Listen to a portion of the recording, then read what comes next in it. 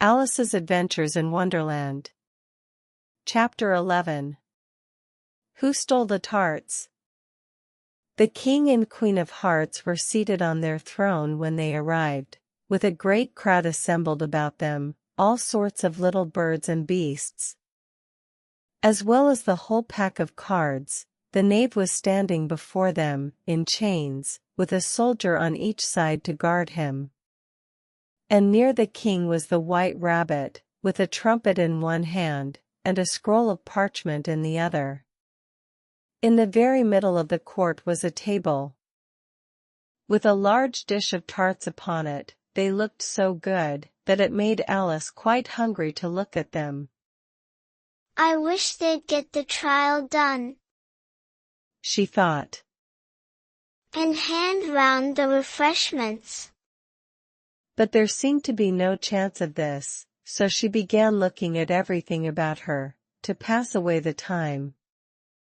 Alice had never been in a court of justice before, but she had read about them in books, and she was quite pleased to find that she knew the name of nearly everything there. "That's the judge," she said to herself, "because of his great wig." The judge, by the way, was the king.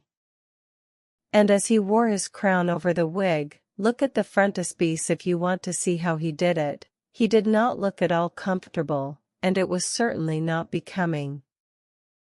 "And that's the jury box," thought Alice. "And those 12 creatures," she was obliged to say. "Creatures. You see, because some of them were animals. And some were birds." "I suppose they are the jurors." She said this last word 2 or 3 times over to herself, being rather proud of it, for she thought, and rightly too, that very few little girls of her age knew the meaning of it at all. However, "Jurymen" would have done just as well. The 12 jurors were all writing very busily on slates. "What are they doing?" Alice whispered to the Griffin. "They can't have anything to put down yet, before the trial's begun. They're putting down their names," the Griffin whispered in reply, "for fear they should forget them before the end of the trial. Stupid things." Alice began in a loud, indignant voice, but she stopped hastily, for the white rabbit cried out, "Silence in the court!" And the king put on his spectacles and looked anxiously round, to make out who was talking. Alice could see, as well as if she were looking over their shoulders, that all the jurors were writing down "Stupid things" on their slates. And she could even make out that one of them didn't know how to spell "stupid," and that he had to ask his neighbor to tell him. "A nice muddle their slates'll be in before the trial's over," thought Alice. One of the jurors had a pencil that squeaked. This, of course, Alice could not stand, and she went round the court and got behind him, and very soon found an opportunity of taking it away. She did it so quickly that the poor little juror, it was Bill, the lizard, could not make out at all what had become of it, so, after hunting all about for it, he was obliged to write with one finger for the rest of the day, and this was of very little use, as it left no mark on the slate. "Harold, read the accusation," said the king. On this the white rabbit blew 3 blasts on the trumpet, and then unrolled the parchment scroll, and read as follows.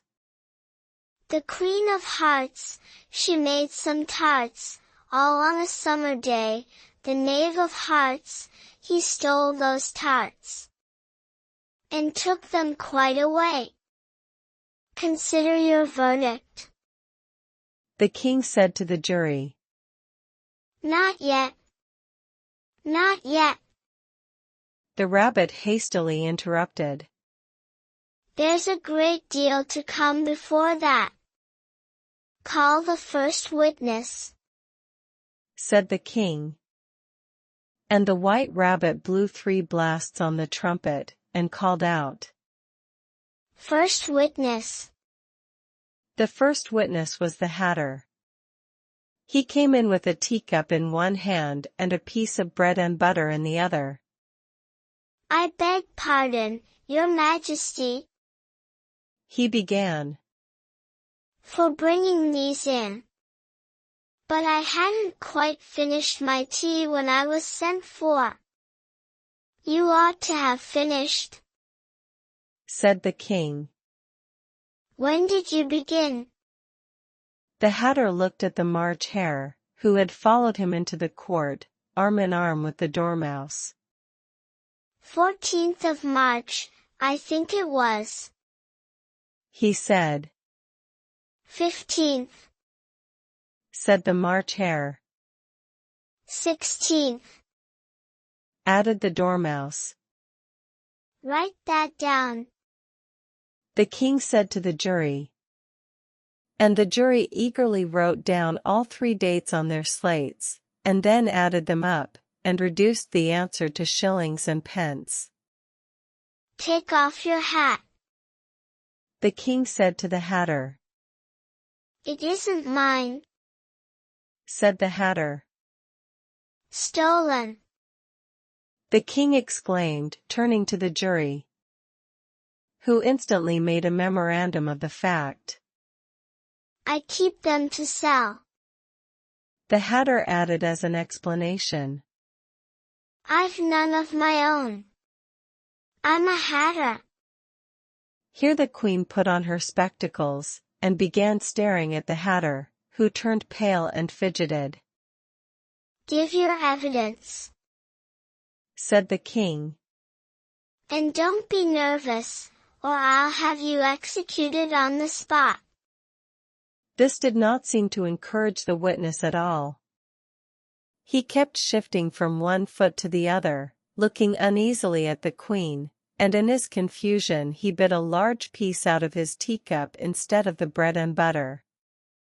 Just at this moment Alice felt a very curious sensation, which puzzled her a good deal until she made out what it was. She was beginning to grow larger again. And she thought at first she would get up and leave the court, but on second thoughts she decided to remain where she was as long as there was room for her. I wish you wouldn't squeeze so, said the Dormouse, who was sitting next to her. I can hardly breathe. I can't help it, said Alice very meekly. I'm growing. You've no right to grow here, said the Dormouse. Don't talk nonsense, said Alice more boldly. You know you're growing too. Yes, but I grow at a reasonable pace, said the Dormouse. Not in that ridiculous fashion. And he got up very sulkily and crossed over to the other side of the court. All this time the queen had never left off staring at the Hatter. And, just as the Dormouse crossed the court, she said to one of the officers of the court, Bring me the list of the singers in the last concert. On which the wretched Hatter trembled so, that he shook both his shoes off. Give your evidence, the king repeated angrily. Or I'll have you executed, whether you're nervous or not. I'm a poor man, Your Majesty, the Hatter began, in a trembling voice.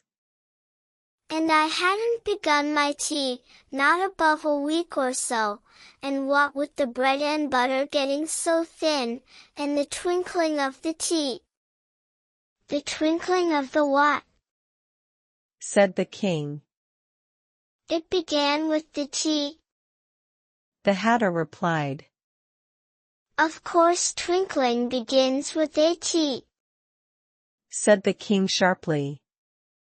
Do you take me for a dunce? Go on. I'm a poor man.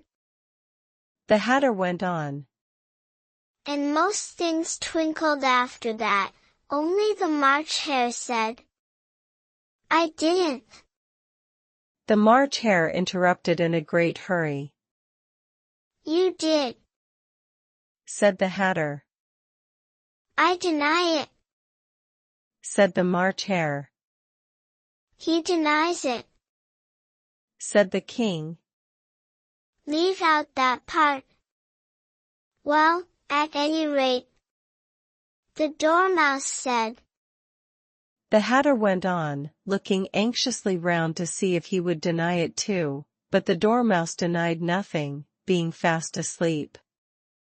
After that, continued the Hatter, I cut some more bread and butter. But what did the Dormouse say? One of the jury asked. That I can't remember, said the Hatter. You must remember, remarked the king. Or I'll have you executed. The miserable Hatter dropped his teacup and bread and butter, and went down on one knee. I'm a poor man, your majesty, he began. You're a very poor speaker, said the king.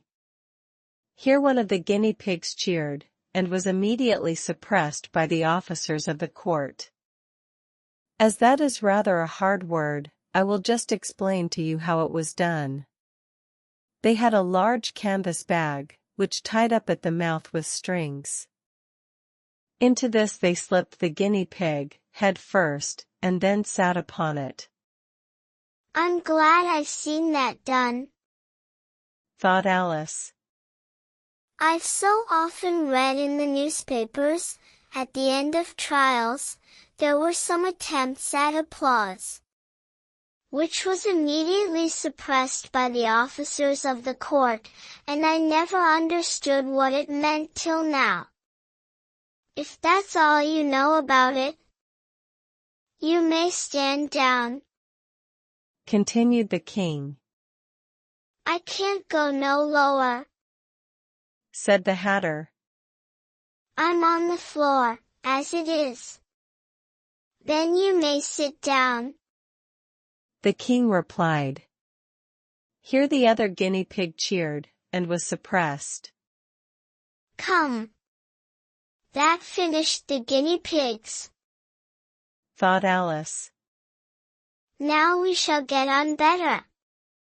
I'd rather finish my tea, said the Hatter, with an anxious look at the Queen, who was reading the list of singers. You may go, said the king, and the Hatter hurriedly left the court, without even waiting to put his shoes on. And just take his head off outside, the Queen added to one of the officers. But the Hatter was out of sight before the officer could get to the door.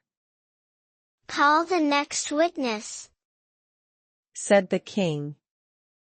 The next witness was the Duchess's cook. She carried the pepper box in her hand, and Alice guessed who it was, even before she got into the court. By the way, the people near the door began sneezing all at once. Give your evidence, said the king. Shan't, said the cook. The king looked anxiously at the White Rabbit, who said in a low voice, Your Majesty must cross-examine this witness. Well, if I must, I must, the king said, with a melancholy air, and, after folding his arms and frowning at the cook till his eyes were nearly out of sight, he said in a deep voice, What are tarts made of? Pepper, Mostly, said the cook. treacle, Said a sleepy voice behind her. collar that dormouse, The queen shrieked out. behead that dormouse, turn that dormouse out of court, suppress him, pinch him, off with his whiskers. For some minutes the whole court was in confusion, getting the dormouse turned out. And, by the time they had settled down again, the cook had disappeared. Never mind, said the king, with an air of great relief. call the next witness. And he added in an undertone to the queen. Really, my dear, you must cross-examine the next witness. It quite makes my forehead ache. Alice watched the White Rabbit as he fumbled over the list, feeling very curious to see what the next witness would be like. For they haven't got much evidence yet, she said to herself. Imagine her surprise, when the White Rabbit read out, at the top of his shrill little voice, the name. Alice.